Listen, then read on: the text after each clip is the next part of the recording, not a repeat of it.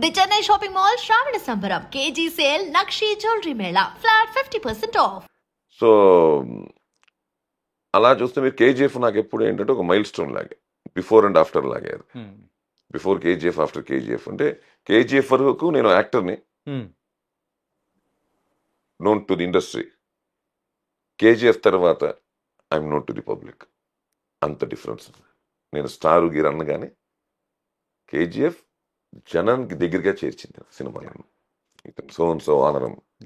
నన్ను మొన్నటి వరకు చాలా మంది నా పేరు కూడా తెలీదు. అంటే మనం ఎప్పటి నుంచి ఉన్నా, పాతుకుపోయి ఉన్నా, మన బయట పెద్దగా ఎక్స్పోజ్ అవ్వాల. టు బీ ఫ్రాంక్ విత్ నాకు బేసిక్గా నేను ఆ విషయాల్లో కొంచెం షై, మిగతా విషయాల్లో నేను ఉమ్మని ఉంటాను. కానీ ముందు కొంచెం ఇలాంటివన్నీ కొంచెం అంటే ఆ మొహమాట అనాలి, ఇంకోటి అనాలి, వాట్ ఎవర్ ఇట్ ఇస్, అలా వెళ్ళిపోయింది. అది నేను డైరెక్షన్ చేసినప్పుడు పెద్దగా కనిపించను. మీరు to be frank with you, నేను కేజీఎఫ్ చేసినప్పుడు కూడా పెద్దగా కనిపించలే. అందరూ ఫోన్లు చేసేవారు. మనందరూ నాకు తెలిసిన వాళ్ళు ఇక్కడ ఉండే వాళ్ళు అందరూ నాకు తెలిసి అప్పుడే బెంగళూరు ఉండేవాళ్ళు. ఫోన్ చేసేవారు, భయ హైదరాబాద్కి వస్తే నాకు తెలిసి చెప్పకూడదు కానీ తిట్టుకుంటారు. దాన్నే ఒక వదలకుండా పట్టుకొని ఇవాళ కూర్చోబెట్టి హాట్ సీట్ లో. సుధాకర్ సార్, మీరు చేస్తున్న క్యారెక్టర్స్, సో ఇంతవరకు ఈ ఎపిసోడ్ ఉంటుంది అని చెప్పేసి మీ క్యారెక్టర్ వరకు చెప్పేసి డైరెక్టర్స్ వాళ్ళు చెప్తూ ఉంటారు కదా సార్. అలాగే కేజీఎఫ్ విషయంలో సో ఫస్ట్ మీ క్యారెక్టర్ ఇది వానరం అని చెప్పేసి చెప్పారు. సో ఇలా ఉంటుందని చెప్పేసి నీల్ గారు ఎక్స్ప్లెయిన్ చేసిన తర్వాత ఫస్ట్ టైం థియేటర్లో కూర్చొని చూసేటప్పుడు మీ ఎక్స్పీరియన్స్ ఏంటి సార్? అంటే చాలా ఇంపార్టెంట్ క్వశ్చన్, బాగుంది. చెప్పాల్సిన ఆన్సర్ చెప్పాల్సిన క్వశ్చన్, దానికి కొంచెం లీడ్ తీసుకుంటా. ఓకే. ఏదో హంబాలేకి వెళ్ళి నేను చెప్పడానికి వెళ్ళాను. హంబాలేకి చెప్పడానికి వెళ్ళినప్పుడు నేను ప్రశాంత్ కలిసి భోజనం చేయడం షేర్ చేసుకుని నేను 3 గంటలు చెప్పుంటాను ప్రశాంత్ గారు రోజున. సరదాగా ఏదో నా దగ్గర ఉన్నవి ప్రశాంత్ ఊరికి ఇలాగ మాట్లాడుకుంటుంటే ఆ పాయింట్ చాలా బాగుంది. ఇప్పటికి అడుగుతుంటాడు, ఒక స్క్రిప్ట్ అయితే ఇప్పటికీ అడుగుతుంటాడు, చాలా ఇంట్రెస్టింగ్ స్క్రిప్ట్ అది అని. అలా మాట్లాడమంటే ఈవినింగ్ వరకు ఉన్నాం, కలిసే ఉన్నాం. దాని తర్వాత ఐ వెంట్ బ్యాక్ హోమ్, అయిపోయింది. దాని తర్వాత one day phone call comes. మన రామారావు, మన కైకాల రామారావు, చిన్నబాబు, మన చిన్నబాబుని పిలుస్తాం, సత్యనారాయణ గారు అబ్బాయి, కైకాల సత్యనారాయణ గారు అబ్బాయి. తన హంబాలే వాళ్ళతో ఈస్ టుగెదర్. అండ్ నాకు ఫోన్ చేసి ఇలాగ కేజీఎఫ్ జరుగుతుంది కదా, కేజీఎఫ్లో ఒక ఇంపార్టెంట్ క్యారెక్టర్ అవుతుంది, డైరెక్టర్ ప్రశాంత్ తెలిసి. అయ్యో నాకు తెలియదు అప్పటిగా స్టార్ట్ అయ్యి ఒక విధంగా చెప్పాలి, దీనిలో వేషం వస్తే భలే ఉంటుంది అనుకో ఫీలింగ్ కూడా ఉంది నాకు. ఎందుకంటే ఆల్రెడీ అది జరిగి సెట్ పడిపోవడం, గొడవలు జరుగుతున్నాయి. అంటే అప్పటికే నేను ఒక 4 సినిమాలు చేస్తున్నాను అప్పుడు. ఈ సినిమాలు ఉంటే బాగుంది, గడ్డలు మనకి గడ్డం పెరిగింది కదా. అంటే అప్పుడే నేను గడ్డం కూడా పెంచా. 14లో మొదలెట్టాను, 15, 16 పెరిగిపోయాను గడ్డం. కట్ చేస్తే ఫోన్ వచ్చింది. సరే ఏదో విషయం ఉంటుందిలే, మంచి విషయం ఉంటుందిలే అని చెప్పి తప్పకుండా ఆఫీస్కి వస్తే రావాలి రేపు ఎల్లుండి అని చెప్పి వెళ్ళా. కథ మొత్తం చెప్పాడు. అంటే మొత్తం అంటే నా క్యారెక్టర్ 2 hours చెప్పుంటాడు. ప్లస్ కొన్ని ఎపిసోడ్ కూడా చెప్పాడు నాకు, how it will be, how it is. ఎందుకంటే మధ్య మధ్యలో చాలా ఇంటర్కస్ట్ వస్తాయి కదా, అందుకే చెప్పక తప్పదైనా. దానికి ఏంటి, దీనికి ఏంటి, ఎందుకు, ఇవన్నీ చెప్పాడు. ఇంట్రెస్టింగ్గానే ఉండింది, బాగుంది అనుకున్నాము. అన్ని వానరం అని చెప్పాడు, నీ పేరు చెప్పాడు. ఆ వానరం గురించి ఒక అరగంట చెప్పాడు నాకు. అసలు వానరం అనేవాడు కథ చెప్పకుండా క్యారెక్టరైజేషన్, అసలు ఆ క్యారెక్టర్ ఏంటి, అసలు ఏమనుకున్నాడో చెప్పాడు. చాలా బాగా చెప్పాడు. అయిపోయింది. అన్నీ చెప్పేసి లాస్ట్లో ఒక మాట అన్నాడు, సార్ మీకు ఇప్పుడు క్యారెక్టర్ ఎక్కించుకోండి, మీరు స్పాట్కి వస్తారు కదా నా లొకేషన్కి, the moment you enter the spot you will feel what I'm saying. నేను మీకు చెప్తున్న క్యారెక్టరైజేషను మీకు ఇప్పుడు ఎక్కకపోవచ్చు, ఇక్కడ మీరు నా లొకేషన్కి వచ్చినప్పుడు ఎక్కుతుంది మీకు అన్నాడు. ఓకే.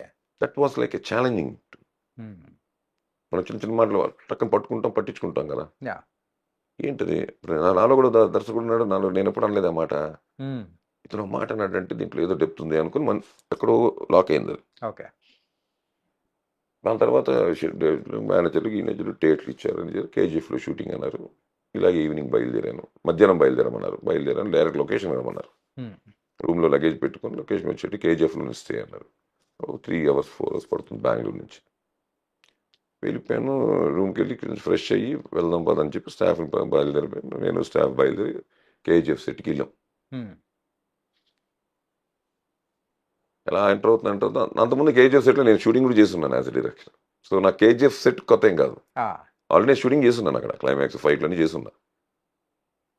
అలా వెళ్తూ నాకు తెలుసు ఒక కర్వ్ అయిన తర్వాత అలా తిరిగి లోపలికి వెళ్తే కారు అలా వస్తే రైట్ సైడ్లో ఉంటుంది సైనైడ్ మైనింగ్ హిల్. మొత్తం సైనైడ్లో ఉండే ఒక పర్టికులర్ ఇది మట్టిలో కలిసి ఉంటుంది, ఎలిమెంట్ ఏదైనా ఉంటుంది. దాని ఎక్కువ మనం ఇన్హీల్ చేస్తే అక్కడ విల్ గెట్ బ్లడ్.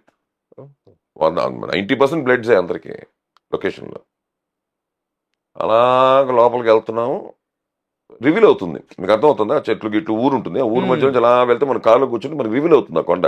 అంతవరకు కొంచెం కనిపించదు, ఇట్స్ లైక్ ఏ పాత్. నాకు అర్థం కదా. దిగాను, రెడీ అవ్వమన్నారు.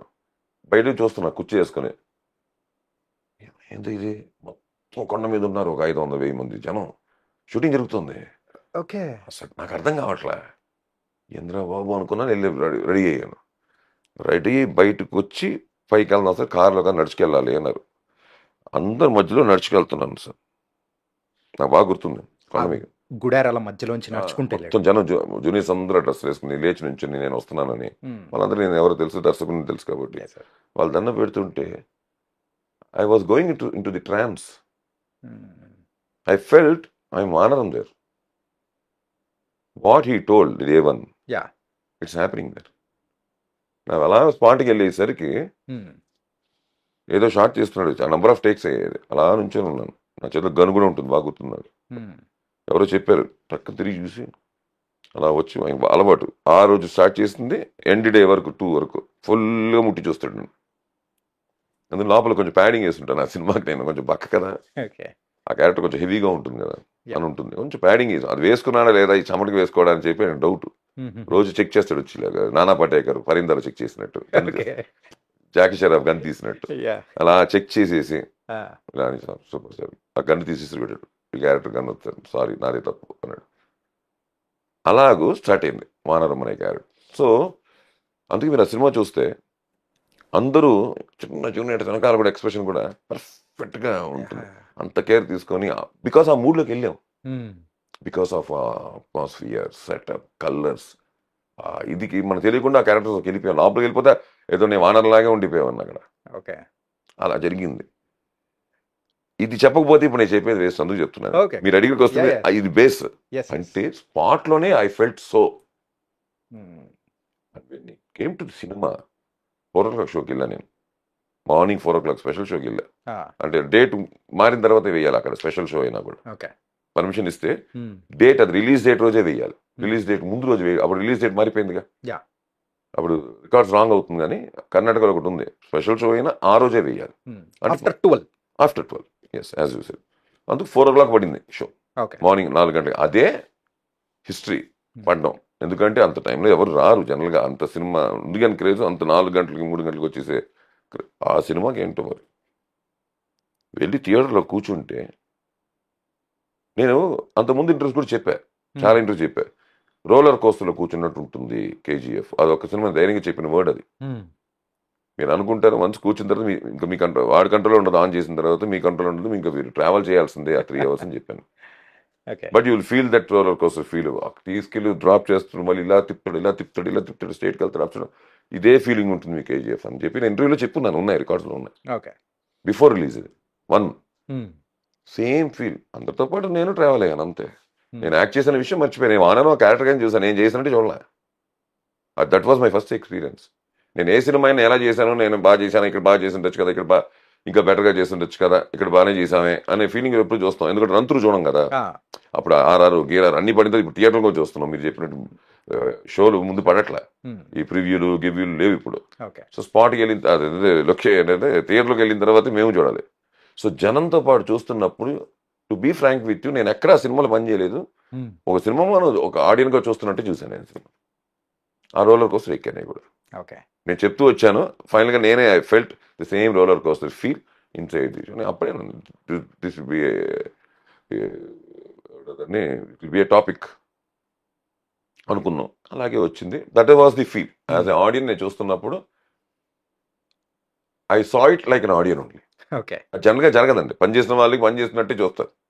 ఆడియన్లా చూడడం అనేది నా కేజీఎఫ్లో కుదిరిన సినిమా. మిగతావన్నీ చేసామా, కంపేర్ చేసుకుని వారికి బ్యాలెన్స్ అయ్యామా, మనకంటే బెటర్. అందరూ పెద్ద యాక్టర్లే కదా, వాళ్ళ ముందు మనం నిలబడి మన క్లోజ్లు బాగానే ఉన్నాయా, ఛాన్స్ దొరికిందా అలా వేయడానికి, ఇవన్నీ ఇలా చూస్తాం. ఎందుకంటే ఇవాళ చేసింది రేపటికి పాతేగా, అంతే సార్. అలాంటిది ఇవాళ చేసింది 6 నెలల తర్వాత 1 year రిలీజ్ అవుతాయి సినిమాలు. అంటే అప్పటికి ఏం కావాలో 1 year తర్వాత అడ్వాన్స్గా వాళ్ళకి ఏం కావాలో ఇక్కడ ఆలోచించుకొని చేయవలసిన పరిస్థితి. ఇంతకుముందు 3 నెలలు 4 నెలలు అయిపోయాయి సినిమాలు. ఇప్పుడు అలా కాదు కదా, 1.5 year అవుతున్నాయి ప్రాక్టికల్గా వచ్చరికి, బికాస్ ఆఫ్ సీజీ ఇంకా లేట్ కూడా అవుతున్నాయి. సో ఏమవుతుందంటే రిలీజ్ డే ఎప్పుడవుతుందో అప్పుడు చూసే ఆడియన్ మెంటాలిటీని మనసులో పెట్టుకుని ఇవాళ స్క్రిప్ట్ కానీ, ఇవాళ పర్ఫార్మెన్స్లు కానీ, ఇవాళ చెప్పడం కానీ అన్నీ ఉండాలి. ప్లస్ ఇవాళ కాంపిటేటివ్ వరల్డ్, ఎన్ని సినిమాలు జరుగుతున్నాయో తెలియదు, సిమిలర్ క్యారెక్టర్స్ ఎంతమంది చేస్తున్నారో తెలియదు. మనకంటే ఒక వారం ముందు వచ్చి మన చేసినలాంటి క్యారెక్టర్ ఇంకోళ్ళు చేసి సూపర్ హిట్ ఇచ్చేసి ఉంటారు, దాంతో కంపేర్ చేసేస్తారు సంబంధం లేకుండా. మనకు సంబంధం లేదు. అలా కూడా జరుగుతున్నాయి. ఆ కంపారిజన్ కూడా చూస్తున్నాను నేను ఈ మధ్య రివ్యూస్లో కానీ. ఆ సినిమాలు ఈ సినిమాలు అట్లాంటి క్యారెక్టర్ ఇలాంటి క్యారెక్టర్ ఇంకా బాగా చేసి ఉండొచ్చు, ఆయన వాయిస్ చూస్తే ఇరిటేషన్ ఉంటాయి. సో నేను వ్యూస్ తప్పనట్లా, కానీ క్యారెక్టర్ బట్టి ఒక రాక్షసుడు చేస్తున్నాను అనేసరికి నేను ఏమ్మా బాగున్నావా అని అనుకో, బాగున్నావా అంటేనే కదా రాక్షసుడు. అరే వాయిస్ ఇరిటేటింగ్ ఉంది అంటే రాక్షసుడు చేసిన క్యారెక్టర్ రాక్షసులాగే ఉండాలి. బై ఇట్రా అక్షం తీసుకుంటావా, ఆ క్యారెక్టర్ అలాంటిది కాదు, స్వామి ఇట్రా తీసుకో అంటాం. క్యారెక్టర్ బట్టి పర్ఫార్మెన్స్, క్యారెక్టర్ బట్టి మాడ్యులేషన్, క్యారెక్టర్ బట్టి ఇప్పుడు నేను ఉన్నాను నేనే బంద్ర ఇల్లి ఒప్ప మాత్ర సాయితానే అని కేజీఎఫ్లో చేసాను. అది నా వాయిస్ కాదుగా, నా వాయిస్ ఇది కదా. అది ఎక్కింది బాగుంది, ఇది ఇంకోటి ఎక్కలేదు voice. It is not the way. Character బట్టి చేస్తూ ఉంటాం. సెకండ్ ఏంటంటే ఒరిజినల్ సెకండ్ ఎలా ఉండేవాడు ఎవరు చూడాల, కానీ సెకండ్ అనేసరికి ఆ పార్టికల్కి పితుహో అని ఆ పర్ఫార్మెన్స్ చేస్తేనే సెకండ్ రైట్ కదా. రాయలసీమలో నేను నిజంగా చెప్తున్నాను, రాయలసీమలో పబ్లిక్లో తొడగొట్టిన ఎవరిని చూడాల, వాళ్ళు ఊర్లో ఏం కొట్టుకుంటారేమో తప్ప, కానీ సినిమాలో బాలయ్య పాట చిరంజీవి పాట అంటే ఇంద్ర అని చూసాం, ఎన్టీఆర్ పాటను కొడుతుంటే అది చెత్తని చూసాం. అది that's the way it goes. ఆడియన్ని మనం ఏదైనా సినిమా అనేది ఎనౌన్స్ చేయడమే కదా. ఒరిజినల్గా జరిగినట్టు ఒరిజినల్గా తీస్తే ఎవరు ఏ పుస్తకాలు కూడా చూడరు. ఆ ఎనౌన్స్మెంట్ ఉంటే, ఆ సినిమాటిక్ ఉండి, ఆ పర్ఫార్మెన్స్లు అవన్నీ it will add for the film audience to repeat to see the film.